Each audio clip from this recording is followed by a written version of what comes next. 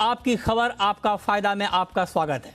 तो आज का हमारा खास शो है गर्मी फुल बत्ती गुल। ये सवाल इसलिए क्योंकि गर्मियां बढ़ते ही देश के कई राज्यों में बिजली की किल्लत शुरू होने लगी है। ये समस्या ऐसी है जो हर साल गर्मियों में आती ही है, लेकिन बावजूद इसके हम इसका कोई स्थायी समाधान अब तक नहीं ढूंढ पाए हैं। अगर कोयले की पर्याप्त आपूर्ति नहीं हुई तो देश के कई पावर प्लांट बंद हो सकते हैं।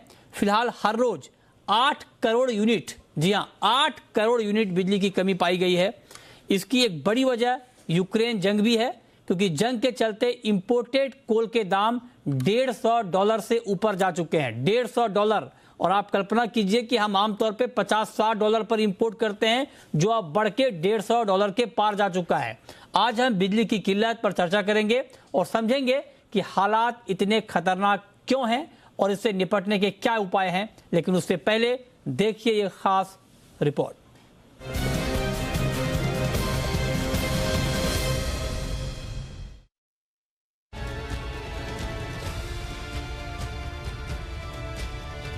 बिजली की किल्लत शुरू हो गई है। जैसे जैसे पारा बढ़ता है, देश में बिजली की खपत बढ़ने लगती है।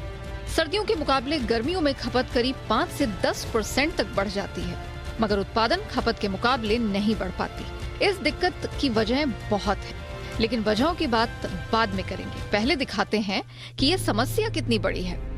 बिजली की मांग पूरी करने के लिए ओपन एक्सचेंज सिस्टम के तहत ली जाने वाली बिजली महंगी हो चुकी है। ऐसी समस्या से देश भर की पावर कंपनियां जूझ रही हैं। पावर क्राइसिस की बात करें तो पिछले महीने मार्च में भी औसतन रोजाना करीब 2 करोड़ यूनिट बिजली की कमी दर्ज की गई थी, लेकिन अब ये किल्लत बढ़कर रोजाना 8 करोड़ यूनिट के करीब पहुंच गई है। जब पिछले साल अक्टूबर में कोयला संकट के चलते बिजली किल्लत से हाहाकार मचा हुआ था, तो उस दौरान ये किल्लत 8 करोड़ 20 लाख यूनिट तक चली गई थी। यानी हम एक बार फिर पावर क्राइसिस की ओर बढ़ रहे हैं। फिलहाल तो आंध्र प्रदेश, मध्य प्रदेश, बिहार, झारखंड, पंजाब, हरियाणा, राजस्थान, तेलंगाना और यूपी में बिजली कटौती का दौर शुरू हो चुका है, जबकि इंडस्ट्रियल स्टेट महाराष्ट्र, गुजरात, तमिलनाडु महंगी बिजली खरीदकर इस संकट से पार पाने की कोशिश कर रहे हैं। इस समय देश के पावर प्लांटों के लिए करीब 2.5 करोड़ टन कोयला मौजूद है, जो कि 12 दिन का ही स्टॉक है। कोयले की इस कमी से निपटने के लिए घरेलू स्तर पर कोयला उत्पादन बढ़ाने पर जोर है। एनटीपीसी और दामोदर वैली कॉरपोरेशन से कोयले का आयात बढ़ाने के लिए कहा गया है। घरेलू स्तर पर कोयले की खपत को देखते हुए रेलवे जून तक 9 मिलियन टन कोयले की सप्लाई करेगी, ताकि बिजली संकट को कुछ कम किया जा सके। समझते हैं कि आखिर इस किल्लत की वजह क्या है। इंपोर्टेड कोल, जिसकी आमतौर पर कीमत $50 से $60 प्रति टन होती है, उसकी कीमत पिछले 10 महीने में बढ़कर $100 तक पहुंच गई है और अब रूस यूक्रेन जंग के चलते इसके दाम $150 प्रति टन तक जा चुके हैं। ऐसे में आयातित कोयले पर बेस्ड इंडस्ट्री के लिए चुनौतियां बढ़ गई हैं। जेएसडब्ल्यू एनर्जी और जेएसपीएल ने आयातित कोयला महंगा होने के चलते बिजली के दाम 5 से 6 रुपए प्रति यूनिट बढ़ा दिए हैं। पावर शॉर्टेज से केवल इंडस्ट्री को ही नहीं असर पड़ेगा, आम लोगों के लिए भी बिजली महंगी होगी। ओपन एक्सचेंज से मिलने वाली बिजली पिछले साल के मुकाबले करीब 1.5 गुना महंगी हो चुकी है। पिछले साल ओपन एक्सचेंज से बिजली ₹5.31 प्रति यूनिट पर मिल रही थी। अब इस साल ये रेट बढ़कर ₹8.42 प्रति यूनिट हो गया है। ऐसे में बिजली का बिल भी आपके घर का बजट बिगाड़ सकता है। ब्यूरो रिपोर्ट, सी बिजनेस।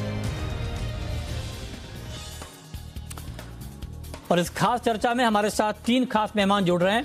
हमारे साथ हैं अनिल राजदान साहब, पूर्व पावर सेक्रेटरी। हमारे साथ इस वक्त जुड़ रहे हैं बीएम वर्मा साहब, जो कि पूर्व चेयरमैन हैं झारखंड बिजली बोर्ड के, और साथ ही प्रोफेसर जी अय्यर, फाउंडर प्रेसिडेंट रेपा के। आप सबका बहुत बहुत स्वागत है। और मेरा सबसे पहला सवाल राजदान साहब आपसे होगा सर, चूंकि आप पावर सेक्रेटरी रह चुके हैं और आप ये बिजली वाला जो संकट है इसको आपने अपने करियर में कई बार देखा होगा। मेरा आपसे सीधा सवाल यह है कि अभी हमने अपने रिपोर्ट के जरिए हमने ये बताया कि ये कहा जा रहा है कि 12 से 13 दिन का स्टॉक ही बचा हुआ है। ये संकट, इस बार का ये जो संकट है, कोल का संकट, बिजली का संकट, ये कितना गहरा सकता है?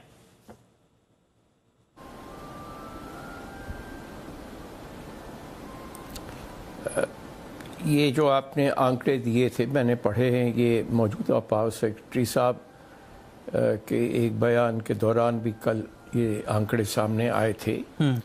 समस्या काफ़ी गंभीर है। इसके 2-3 कारण बन जाते हैं।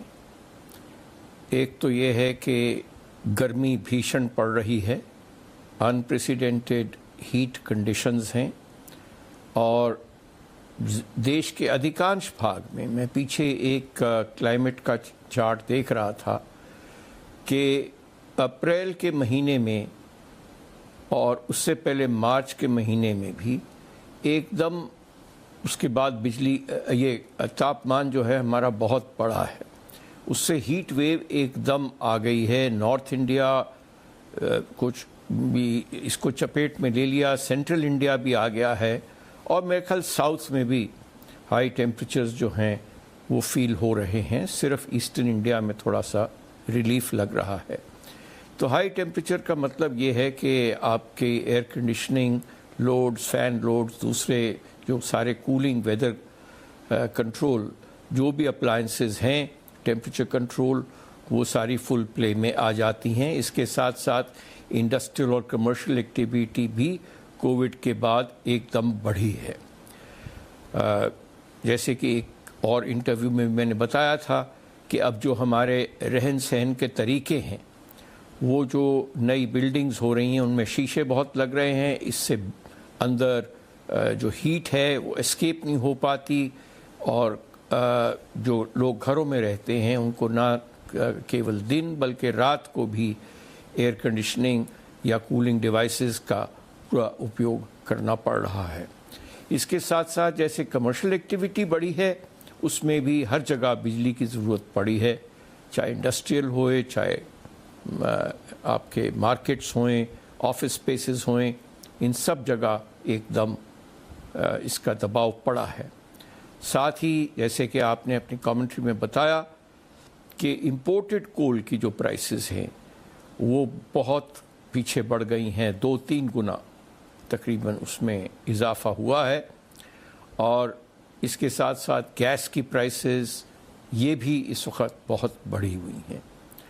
और जो हमारी कैपेसिटी एडिशन है, इस पे कुछ क्लाइमेट चेंज की वजह से ज़्यादा एम्फेसिस रिन्यूएबल्स पे है, मगर जो मेरी इत्ला है जी वो ये है कि जो बिजली की एक इंस्टॉल्ड कैपेसिटी होती है, एक जो सप्लाई दी जा रही है यूनिट्स की, उसमें इसका योगदान सिर्फ करीब 10% है। अच्छा, जबकि कैपेसिटी में करीब 25% है। और इस चीज़ को हमें अब फार्म एक्टिविटी में भी इस वक्त बिजली की बहुत ज़रूरत है। जी जी। तो ये क्रंच टाइम है और मैं समझता हूँ कि अगर कोल रिजर्व्स पहले ही हम बना लेते तो बेहतर होता। अच्छा, ये आपने कहा कि हालात ज़्यादा गंभीर हैं और आपने आंकड़ों के जरिए इसे समझाया, लेकिन मैं आपसे एक बात समझना चाहता हूँ सर कि हर साल हम गर्मियों में ये सुनते हैं कि कोयले की दिक्कत हो गई, बिजली कटौती हो रही है अलग अलग जगहों पे, मतलब ये बहुत नेचुरल चीज़ें हो गई हैं कि हर साल ये होना ही होना है। तो ऐसा क्यों होता है सर? जब हमें मालूम होता है कि गर्मियों के वक्त में ये दिक्कत आने वाली है, तो हमारी पहले की तैयारी क्या होती है और क्यों नहीं हो पाती है कि हम इससे पार पा पाएँ? पहली बात। और हम हर बार सुनते हैं कि 15 दिन का स्टॉक बचा है, 10 दिन का स्टॉक बचा है, हर बार गर्मियों में ये सुनने को आता है। तो हमारी प्री प्लानिंग क्यों नहीं हो पाती? हम कहाँ पर चूक हो जाती है हमसे?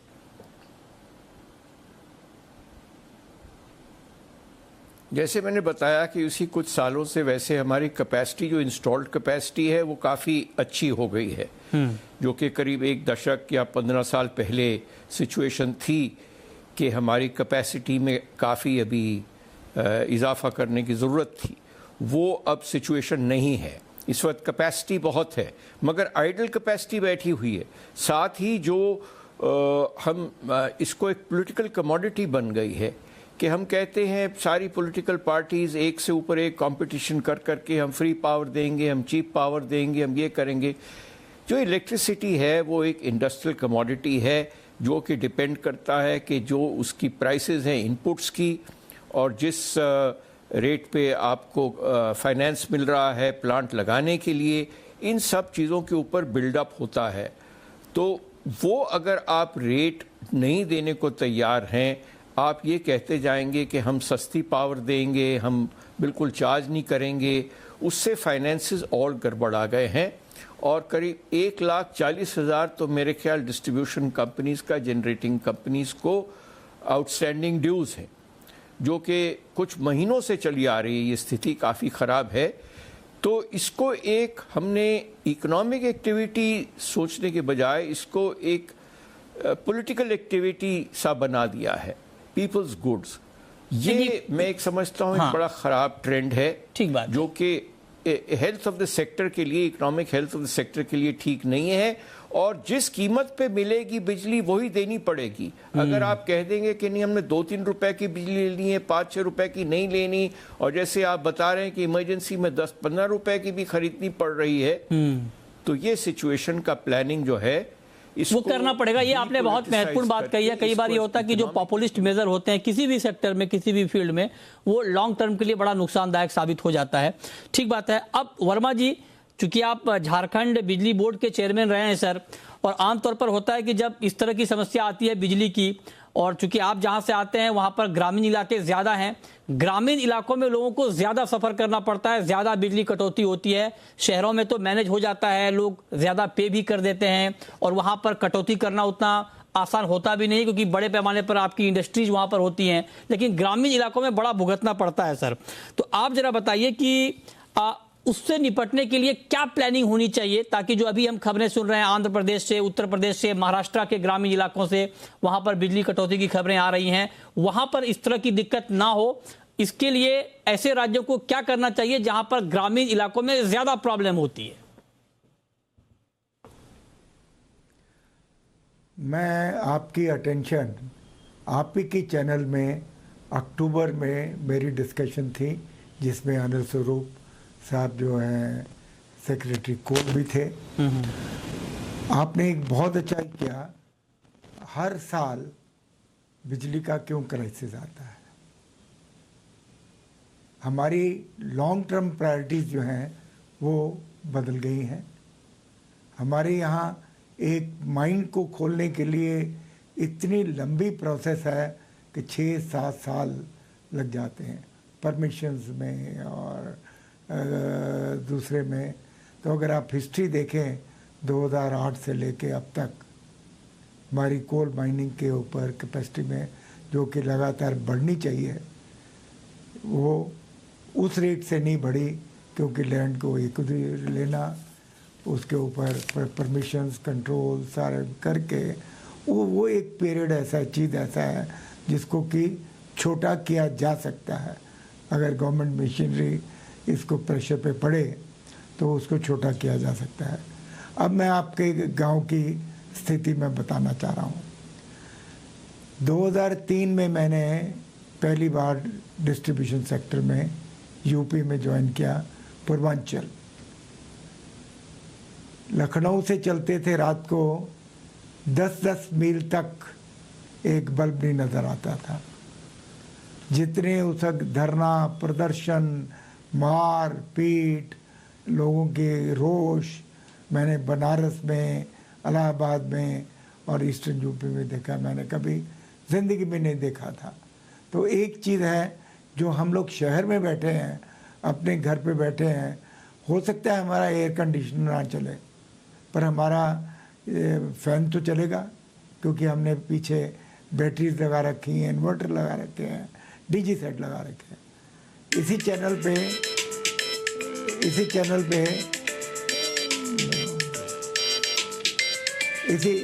चैनल पे बात हुई थी।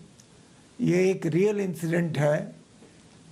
और आज का मैं गूगल करने से पहले गूगल में मैंने दिया, जिसमें एक लेडी का ऑपरेशन मोमबत्ती के सहारे हुआ है, और उसकी मैंने पूरी रिपोर्ट से देखी, कैसे हस्बैंड को कहा गया कि भाई आप मोमबत्तियाँ ले आइए, और मोबाइल की बत्ती के अगेंस्ट जो है उसमें डिलीवरी हुई, और भी डिलीवरीज हुई।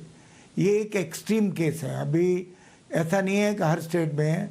हमारी 2003-4 के हिसाब से बहुत इम्प्रूवमेंट है। आपने जो बात बताई है और जो आपने अपना अनुभव साझा किया, ये बहुत महत्वपूर्ण है कि पहले के हालात क्या थे, अभी हालात बेहतर हुए हैं, लेकिन बेहतर होने के साथ साथ हमारी ज़रूरतें और बढ़ गई हैं, डिमांड बढ़ गई है, लिहाजा उसको फुलफिल करना बहुत ज़रूरी है और तभी हम जो ग्रोथ की हमारी बात होती है उसमें हम आगे और बढ़ पाएंगे। लेकिन प्रोफेसर अय्यर साहब, आप तो चूंकि रिन्यूएबल एनर्जी प्रमोशन एसोसिएशन से जुड़े हुए हैं, लेकिन फिर भी मैं आपसे जानना चाहता हूं कि इस वक्त इंडियन पावर प्रोड्यूसर के सामने बड़ी चुनौती है क्या, दिक्कत क्या है? मतलब ये जानते हुए कि हमारी डिमांड बढ़ रही है, हम उसको फुलफिल नहीं कर पा रहे हैं, जबकि हम कोयले का मेरे ख्याल से दुनिया का सेकंड लार्जेस्ट इंपोर्टर कोल का हैं, 5th लार्जेस्ट कोल रिजर्व हमारे पास है और 70% जो इलेक्ट्रिसिटी हम कोयले के जरिए जनरेट करते हैं। दिक्कत कहाँ आ रही है? जहाँ साहब, पहले तो हम पब्लिक को समझाएं कि आज हमारा मूल रूप से क्या सिचुएशन है। आज हम 400 गीगावाट की ट्रैक्शन पे खड़े हैं इंस्टॉल्ड कैपेसिटी के नाम पे। अब जैसे राजदान साहब ने कहा, इंस्टॉल्ड और जनरेशन में फर्क आएगा। अब इसमें सबसे ज़्यादा जो है 205 गीगावाट के करीब कोयले के बिजली के प्रकरण हैं जिनसे हम उत्पादन कर रहे हैं, जिसमें सुपर क्रिटिकल भी है, सब क्रिटिकल प्लांट्स भी हैं और ये हमारे मेन स्टे हैं। आज भी आज जितना भी कहें कि तकरीबन 60% हमारी बिजली जो है कोयले के प्लांट के कारण ही जनरेशन टर्म्स पे ग्रिड पे आ रही है और जो रिन्यूएबल है वो 160 गीगावाट है। और ये 160 गीगावाट की ब्रेकअप देखेंगे तो सबसे बड़ा इसमें जो नंबर 2 पे दिख रहा है ऑन पेपर वो हाइड्रो 46.5 गीगावाट है, जबकि सोलर उसको क्रॉस करके 51 गीगावाट हो गया है। पर 51 गीगावाट जो सोलर है वो केवल आपको 15 गीगावाट ही दे रहा है ग्रिड में, लेकिन 46.5 जो हाइड्रो है आपका, ये मोर और लेस मोटा मोटी 9 महीने उसी कैपेसिटी पे चलता है। इसको समझना जरूरी है। देखिए, पावर सेक्टर की दिक्कत क्या है कि वो हमारे कुछ बोलना नहीं चाहूंगा, कुछ नेता सरप्लस कह जाते हैं, सरप्लस कभी नहीं था। अच्छा। इस वक्त भी जब हम पीक पे थे, जिस दिन ये क्या बोलते हैं पूरी की पूरी जिस दिन हमने बिजली की कटौती की, बिकॉज प्रधानमंत्री साहब ने कहा कि आज हमको ये क्या बोलते हैं we have to come down and सबको बिजली मतलब आज नहीं यूज करनी है, जो एक प्रकरण हुआ था उस दिन हाइड्रो ने बचाया था देश को।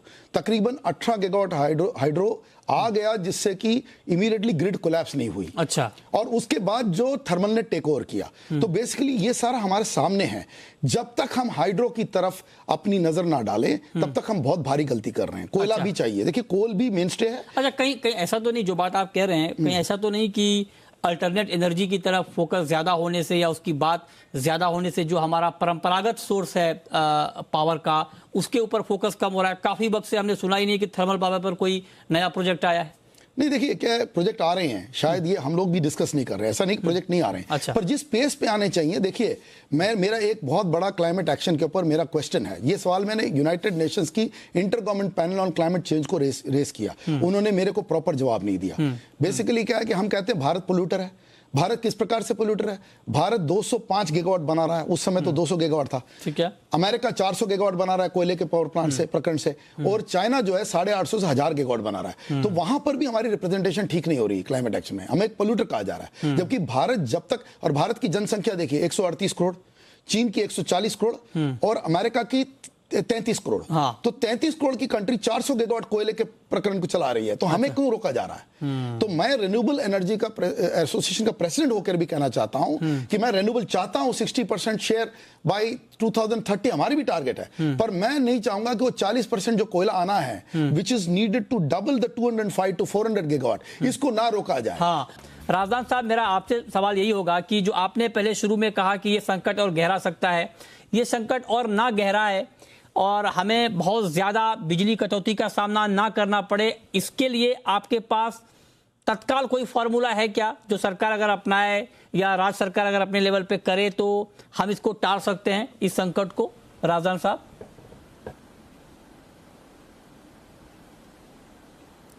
इस चीज़ों का एकदम तत्काल तो कोई सोल्यूशन निकल नहीं पाता। बस यही है कि हम इसको एक तो इमीडिएट क्राइसिस जो है, जितनी जल्दी हम कोयला पहुंचा सकें, हमारा जैसे कि मेरे फेलो पैनलिस्ट ने भी बताया कि थर्मल एनर्जी के ऊपर हम काफ़ी हेवीली डिपेंडेंट हैं। हाइड्रो है मगर उसके लिमिटेड रिसोर्सेज हैं और थर्मल कैपेसिटी को ही हमें थोड़ा सा और एक्सपेंड करना पड़ेगा अगर देश की पूरी जो कि एस्पिरेशंस हैं, मैं समझता हूँ सही हैं कि छोटे छोटे शहरों में, गांव में, हर जगह बिजली की जो है समस्या दूर होनी चाहिए। उसके लिए कैपेसिटी पूरी होनी चाहिए।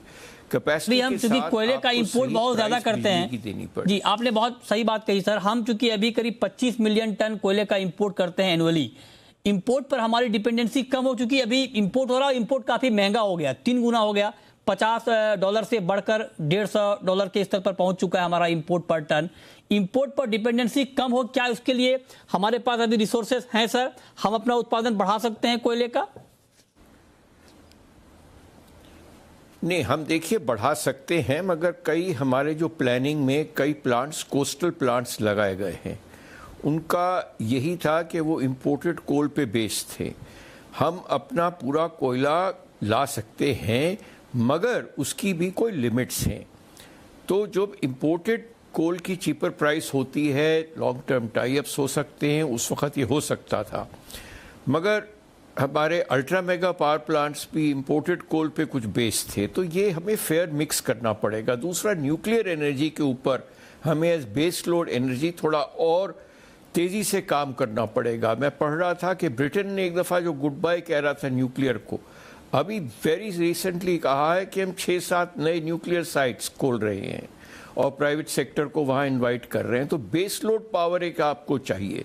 दूसरा, हाइड्रो का जिक्र किया गया। हाइड्रो हमारा लिमिटेड कैपेसिटी है in the north east region में जाके, इसको हार्नेस करना पड़ेगा।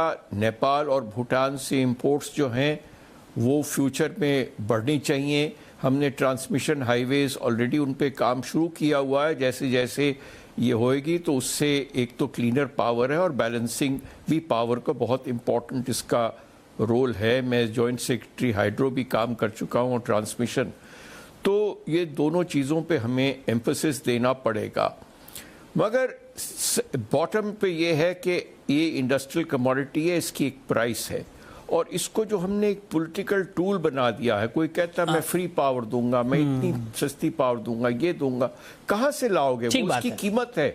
इसको बनाने में मशीन को, ये इन सब चीजों को, इसको डीपोलिटिसाइज करना चाहिए। बहुत महत्वपूर्ण सुझाव सर आपका ये है, और ये करना बहुत जरूरी है, क्योंकि अगर जब तक आप प्राइसिंग तय नहीं करेंगे और जब तक इसको लेकर के आप एक पॉलिटिकल कमोडिटीज को बनाएंगे तो उसका खामियाजा लॉन्ग टर्म में कंज्यूमर को ही भुगतना है। अब वर्मा जी, संक्षेप में आपसे जानना चाहूंगा, आप जरा बताएं कि इस संकट से निपटने के लिए राज्यों को इस वक्त क्या करना चाहिए? क्यों स्टेट बोर्ड पर्याप्त बिजली नहीं पैदा कर पाती हैं या नहीं खरीद पाती हैं? कई बार ये कहा जाता है कि जब बिजली संकट गहराता है, दाम बढ़ते हैं, तो स्टेट, कई राज्यों में कटौती इसलिए बढ़ जाती है कि वो केंद्रीय पूल से बिजली नहीं खरीदता है राज्य।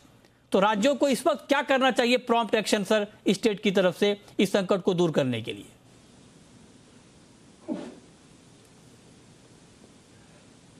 हेलो, सुन रहा हूं सर। ये क्वेश्चन मेरे लिए है क्या? जी जी जी, आपके लिए सर। अच्छा, देखिए, बिजली बोर्ड की सिचुएशंस पिछले 20-25 साल से बद से बदतर होती रही, और यही एक मेजर रीज़न है पावर सेक्टर का। बिना पैसे के कलेक्ट किए वही पैसा ट्रांसमिशन में जाएगा, वही जनरेशन में जाएगा, हमारा पैसा इकट्ठा हो ही नहीं पा रहा। जैसे राजधान साहब ने कहा, कुछ तो उसको डीपोलिटिकलाइज करें, पर मैं फील्ड में, क्योंकि यूपी, झारखंड, उत्तराखंड, इस ऐसी जो स्टेट्स में देख चुका हूँ, वो एक almost impossible type of situation है। हमें उसके साथ जूझना पड़ेगा, हमें उसके साथ सहना पड़ेगा। उसका एक सल्यूशन ये था कि जो रेगुलेटर्स कहते हैं, जो कि गैप है, जैसे फ्री पावर का है, ये स्टेट बजट में एडवांस में पैसा जो है वो उसको दे, बिजली बोर्ड को दे। तो अगर ये इस चीज़ की, इस सेक्शन की इम्प्लीमेंटेशन होती है जो कि रेगुलेटरी कमीशंस की है, तो बिजली बोर्ड की इतनी ज़्यादा प्रॉब्लम्स थोड़ी कम होती हैं। तो महत्वपूर्ण सुझाव आपने दिया है सर, और ये बहुत जरूरी है, इसके ऊपर चर्चा, इसके ऊपर विचार जाहिर तौर पे होना चाहिए। आखिरी सवाल अय्यर साहब आपसे, वक्त बहुत कम है, 1 मिनट में आपका जवाब चाहूंगा। सरकार वैसे तो अल्टरनेट एनर्जी पर फोकस कर रही है, लेकिन आपको लगता है कि वक्त की जरूरत को देखते हुए, डिमांड को देखते हुए, इसके ऊपर और ज्यादा फोकस बढ़ाना चाहिए अभी? देखिए, एक बहुत बड़ी पेपर आई है जो हमने व्हाइट पेपर निकाली है रेपा ने। ये हमने 2-3 महीने पहले दे दिया था ministry of petroleum natural gas को, जब तरुण कपूर साहब सेक्रेटरी थे। उसका नाम है सेटैट प्लस। हम केवल बिजली के नजर से नहीं देख रहे हैं, हम एनर्जी यूज के नजर से देख रहे हैं, क्योंकि कुछ जगह तो हम बिजली का इस्तेमाल कर रहे हैं, कुछ जगह फ्यूल का इस्तेमाल कर रहे हैं, जैसे हम नेचुरल गैस। तो पहले सोल्यूशन इसको पूरा बिजली को एनर्जी के रूप में देखा जाए, क्योंकि अब क्या हो गया, इलेक्ट्रिक व्हीकल की बात हो रही है, ये फिर ग्रिड की बिजली लेगी। और दूसरी चीज है लिथियम, क्या है, रेयर अर्थ मटेरियल है। तो काफी कॉम्प्लेक्स प्रॉब्लम्स है, सॉल्यूशन एकदम एक दिन में नहीं निकलेगा। तो पराली और वेस्ट से जो एनर्जी बनाई जाएगी उसकी $1.65 ट्रिलियन की ट्रैक्शन है। अगर 50% ऑफ विलेजेस कंप्रेस बायोगैस के प्लांट लगाएं या रॉ बायोगैस से बिजली बनाना शुरू करें। उसके अलावा कुसुम स्कीम है सरकार की। इस स्कीम को मतलब बनाया तो गया, पेपर तो बनाया गया, पर ये बन नहीं रही है। तो इस पे जोर लगाया जाए कि हर विलेज इकोनॉमी में 2 मेगावाट हर विलेज में लग जाए।